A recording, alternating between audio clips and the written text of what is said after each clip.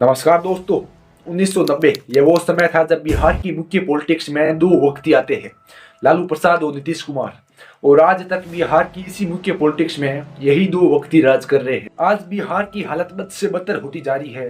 नारी सम्मान की जहां बात आती है, वो सम्मान अब बिहार में पूर्णतः खत्म होता दिख रहा है। बिहार की सिचुएशन इतनी खराब है कि बिहार से बाहर बिहारी शब्द अब गाली बन के रह गया है। बेरोजगारी व पलायन बिहार में सबसे बड़ा मुद्दा है। बिहार में नालंदा विश्वविद्यालय होने के बावजूद, यूपीएससी के सबसे ज्यादा स्टूडेंट प्रोड्यूस कराने के बावजूद, या एजुकेशन के एवरेज स्तर है ना, वो बहुत खराब है। सर्वे के अनुसार बिहार की 10% आबादी 11वीं-12वीं तक ही पढ़ी है, वहीं 22% आबादी 1 से 5 क्लास तक ही पढ़ी है। कम पढ़ाई कम कमाई, यही बिहार की सच्चाई है। 90 के दशक के बाद बिहार को कास्ट पॉलिटिक्स ने कहीं का नहीं छोड़ा। बिहार राज्य की कुल जनसंख्या है 13 करोड़ 7 लाख। वहीं बिहार राज्य का 34% पॉपुलेशन यानी 94 लाख परिवार महीने का 6000 से भी कम कमाता है। बिहार की आबादी 13.07 करोड़ है। वहीं 12.48 करोड़ के पास परिवहन तक का कोई साधन नहीं है। बिहार की 12 करोड़ जनता के पास है लैपटॉप व कंप्यूटर तक नहीं है। बिहार भारत का एक ऐसा स्टेट है जहाँ उत्तरी बिहार में बाढ़ जैसी समस्याएं रहती है,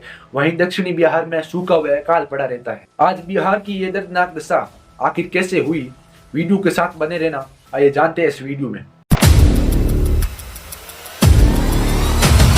आज सबसे ज्यादा यंग पॉपुलेशन बिहार की मानी जाती है। हमारी कंट्री में जितने भी स्टेट है, उन सब में बिहार का पर कैपिटा इनकम यानी प्रति व्यक्ति आय बिहार का सबसे कम है। 31,000 रुपए सालाना इनकम है एक व्यक्ति की बिहार के अंदर। यह पर कैपिटा इनकम क्या होता है कि एक स्थान की पॉपुलेशन से उस स्थान की टोटल इनकम को डिवाइड करके पर कैपिटा इनकम निकाला जाता है। सामान्यतः कहते हैं कि बिहार में पलायन सबसे बड़ा मुद्दा है, मगर इससे गरीब लोग ही प्रभावित है, क्योंकि लोग मजदूरी के लिए बाहर जाते हैं। अगर आप बिहार के गांव में जाओगे तो आपको सिर्फ महिलाएं, बच्चे और बूढ़े ही मिलेंगे। बिहार के 40% नव युवक बिहार से बाहर रह रहे हैं।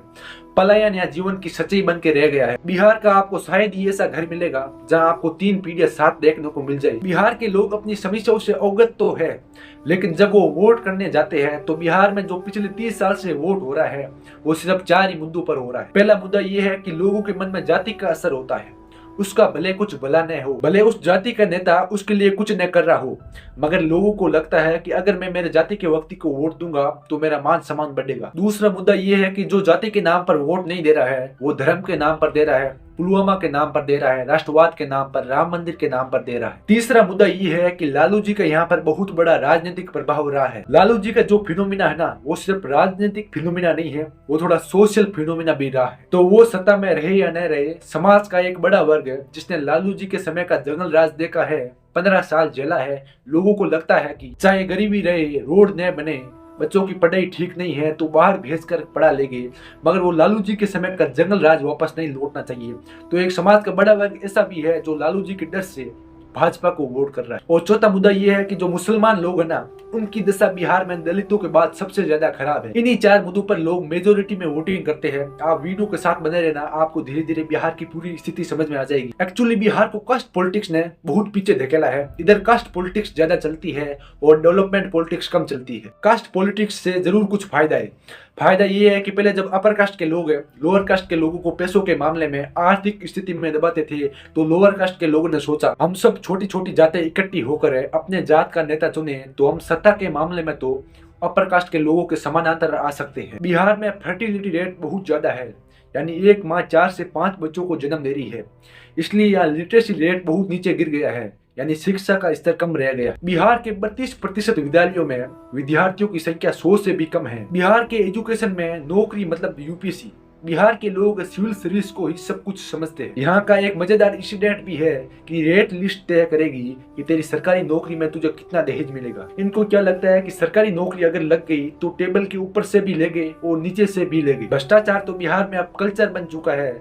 इस फोटो को देखकर भी आप बिहार का शिक्षा का स्तर पता लगा सकते हो। ऐसा नहीं है कि बिहार का शिक्षा का लेवल नीचे गिर गया है। आज भी यूपीएससी जैसे बड़े पदों पर, आईएएस आईपीएस की पोस्ट पर बिहारी का अच्छा खासा परफॉर्मेंस है। मगर ऐसा भी नहीं है कि आप हर साल यूपीएससी के 50-60 स्टूडेंट निकाल देंगे तो इससे पूरा बिहार डेवलप्ड हो जाएगा। जब तक अंतिम पीढ़ी के व्यक्ति का विकास नहीं हो, तब तक पूरे समाज का विकास नहीं होता है। अब अगर बिहार में रोजगार देने वाली शिक्षा ही नहीं है, तो लोगों को जीवन व्यापन करने के लिए रोजगार कैसे मिलेगा? बिहार के अंदर इतनी बेरोजगारी की मुख्य वजह क्या है?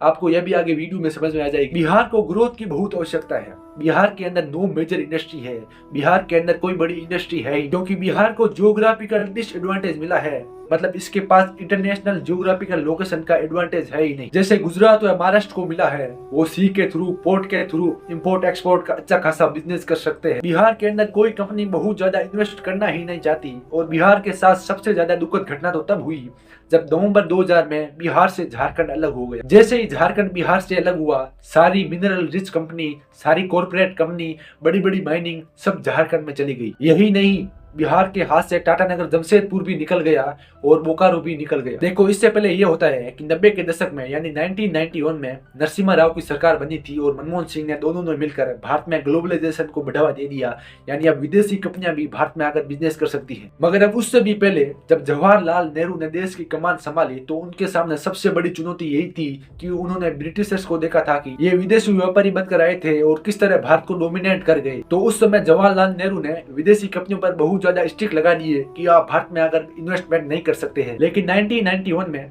ग्लोबलाइजेशन हुआ, जिसे हम वैश्वीकरण कहते हैं। उसके बाद फॉरेन की हर कंपनी को छूट दे दी कि आप भारत में आकर इन्वेस्टमेंट या बिजनेस कर सकते हैं। अब वहाँ ज्यादा इन्वेस्ट होता है जहाँ पहले से बहुत कम डेवलपमेंट हुआ हो। तो यह भारत के सभी राज्यों के पास अपने स्टेट को डेवलपमेंट करने का एक सुनहरा मौका था। इन सभी को देखते हुए कोस्टल एरिया जो है समुद्र तटीय राज्य जुट गए कि कैसे हम विदेशी कंपनियों को अपने यहाँ लेकर आए। यह वही दशक था जब दिल्ली के आसपास एनसीआर वाले एरिया में, हरियाणा वाले एरिया में कंपनियां स्टेबलाइज होने लगी थी। कलकत्ता, महाराष्ट्र, गुजरात, तमिलनाडु, केरला, हर जगह कंपनियां अब इन्वेस्ट करने लगी। मगर दुर्भाग्य से उस समय बिहार अपनी कास्ट पॉलिटिक्स से और गठजोड़ की राजनीति में उलझा था। बड़े बड़े इंडस्ट्रीज तो बिहार में आना ही नहीं चाहते हैं, वो गुजरात व महाराष्ट्र में जाना चाहते हैं। क्यों? क्योंकि उन्हें वहाँ इकोसिस्टम अवेलेबल है, ट्रांसपोर्ट आसानी से मिल जाता है, उन्हें आसानी से वहाँ सस्ते लेबर्स मिल जाते हैं, कोई तोड़ फोड़ का झमेला नहीं होता है, कोई स्ट्राइक नहीं होती है, कोई गुंडागर्दी नहीं होती है। अगर बिहार में आ जाए तो यहाँ पर 10 दिन तो स्ट्राइक लगी रहती है, कभी बाहर घुस जाती है, ट्रांसपोर्ट की अच्छी व्यवस्था नहीं है और गुंडागर्दी में तो होड़ लगी है। बिहार, झारखंड, यूपी और एमपी इसे एक लेबर बेल्ट ऑफ इंडिया कह सकते हैं। यहाँ पर आपको बहुत ही सस्ती कॉस्ट में मजदूर मिल सकते हैं, बावजूद भी डर के भाग जाती है कंपनियां। इस प्रॉब्लम के लिए बिहार को एक इन्वायरमेंट बिल्ड करना पड़ेगा जहां इन्हें यह बता सके कि अगर आप बिहार में इंडस्ट्रीज लेकर आते हैं तो आपको हर तरह की फैसिलिटीज दी जाएगी। सिक्योरिटी की गारंटी गवर्नमेंट को लेनी पड़ेगी, तब जाकर आपको यहाँ की जीडीपी में उछाल देखने को मिलेगा, लोगों को रोजगार मिलेगा और जीवन स्तर बढ़ेगा। और गवर्नमेंट इमिग्रेशन की प्रॉब्लम को रोक सकते हैं, तब जाकर बिहार के श्रमिक बिहार में रुकेगी। अब पीछे 2023 में बिहार के अंदर नीतीश कुमार ने जातिगत जनगणना करवाई और पहली बार किसी राज्य ने इस तरह के सर्वे पेश किए। इस सर्वे ने आरक्षण को लेकर विकास के तमाम दावों की पोल खोल दी। मगर बिहार का दुर्भाग्य देखो, विकास की बातें तो कम हो रही है, नीतीश कुमार बीजेपी के साथ चले गए, चारों तरफ यही बातें हो रही है। केवल राज्य सरकार ही नहीं, विकास को लेकर केंद्र सरकार के भी तमाम दावों की पोल खुल चुकी है। विकास भले अडानी व अंबानी के पास पहुंच रहा हो या देश के उन 1% लोगों के पास पहुंच रहा हो जिनकी दौलत से भारत की जीडीपी बढ़ती है और भारत दुनिया की तीसरी सबसे बड़ी अर्थव्यवस्था बन रहा है, मगर बिहार का सर्वे ये बता रहा है कि विकास तो बिहार में दूर दूर तक नहीं पहुंचा है। यही तो जातिगत जनगणना और सर्वे की ताकत है। अब जातिगत जनगणना के बारे में कह रहे हैं कि इसकी वजह से बिहार की पॉलिटिक्स पर असर पड़ेगा, जातिगत जनगणना से गरीबों व दलितों को अपना हक मिलेगा। मगर सच्चाई ये है कि जातिगत जनगणना से बिहार की पॉलिटिक्स पर कुछ असर नहीं पड़ेगा। अब तक आपने जो मेरे वीडियो में देखा वो बिहार का पास्ट और प्रेजेंट था, मगर अब आप ध्यान से सुनना, अब बिहार के पॉलिटिशियन का कच्चा पट्टा खुलेगा। बिहार की वर्तमान सरकार कह रही है कि गरीबों व दलितों को हक नहीं मिला है। अब आप ये देखो कि 1990 के बाद अगर गरीबों व दलितों को उनका हक नहीं मिला है, उन्हें लाभ नहीं मिला है, तो इनकी हकमारी किसने की? उस समय वो हकमारी का दोष है सवर्णों पर था, मगर आज ये दोष लालू और नीतीश पर है। अगर मान लीजिए बिहार में मुसलमानों को भागीदारी नहीं मिली है, दलितों को भागीदारी नहीं मिली है, तो ये भागीदारी किसने नहीं दी? लालू और नीतीश ने। नया देने वाले है कौन? लालू और नीतीश, क्योंकि 32 साल से तो इस सत्ता में ये बैठे हैं। अगर अभी भी बिहार की जनता को विश्वास नहीं हो रहा है तो आप यह देखिए कि साल 2023 में बिहार सरकार का बजट था 2,46,000 करोड़ और 60% बजट के विभाग सिर्फ 2 व्यक्तियों के पास थे, तेजस्वी यादव और नीतीश कुमार। तो क्या बिहार में गरीब और दलित नेता नहीं है? जो इन विभाग को संभाल सके। अब नीतीश कुमार ने सोचा कि अगर ये बिहार की जनता जो अंधकार में डूबी है, ये जातिगत जनगणना से हमारे कंट्रोल में नहीं आए, तो हम इनको आरक्षण देकर कर लेंगे। अब बिहार में आरक्षण बढ़ाने को लेकर बातें की जा रही है।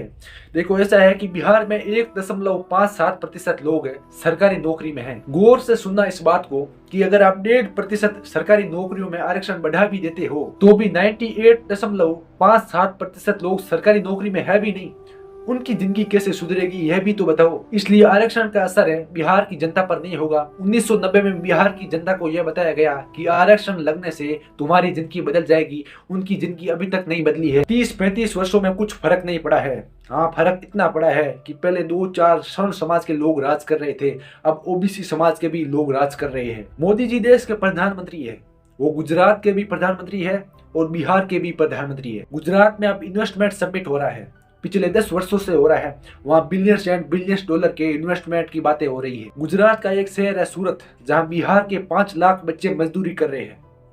तो क्या एक इन्वेस्टमेंट समिट बिहार में नहीं हो सकता? गुजरात की जनता ने मोदी जी को 28 MP जितवाए हैं और बिहार की जनता ने 39 जितवाए हैं। तो बिहार की जनता का इतना भी हक नहीं बनता है? 10 साल से मोदी जी प्रधानमंत्री है, मगर एक दिन भी सही बिहार की जनता के लिए नहीं निकाल सकते। नीतीश कुमार, जिन्होंने बिहार की जनता के लिए अभी तक कुछ अच्छा नहीं किया है। हालांकि 2005 से लेकर 12-13 के दौर में नीतीश कुमार ने बिहार की गवर्नेंस को सुधारने के लिए भरसक प्रयास किए थे। बहुत सुधार तो नहीं हुआ, मगर ये सुधार की शुरुआत जरूर हो गई थी। किंतु ये बात तो सच है कि नीतीश कुमार में अब न तो राजनीतिक नैतिकता बची है, न ही प्रशासनिक काम करने की कुशलता बची है और न ही कोई मानवता का अंश रह गया है। अगर बिहार की जनता जात पात और धर्म से ऊपर उठकर राजनीतिक तौर पर प्रशांत किशोर जैसे व्यक्ति को मौका देती है, तो वो बिहार को इस दर्दनाक मंजर से बाहर निकालकर देश के अग्रणी 10 राज्यों में ला सकते हैं। अगर बिहार को किसी चीज की जरूरत है तो वो है रोजगार देने वाली शिक्षा, कमाई देने वाली खेती और नौकरी नहीं,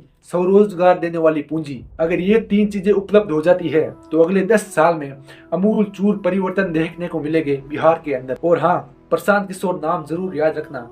अगर ये वीडियो आपको इन्फॉर्मेटिव लगी हो तो इसे शेयर जरूर कीजिएगा। मिलते हैं कुछ ऐसे ही खास वीडियो में, तब तक के लिए बहुत बहुत धन्यवाद।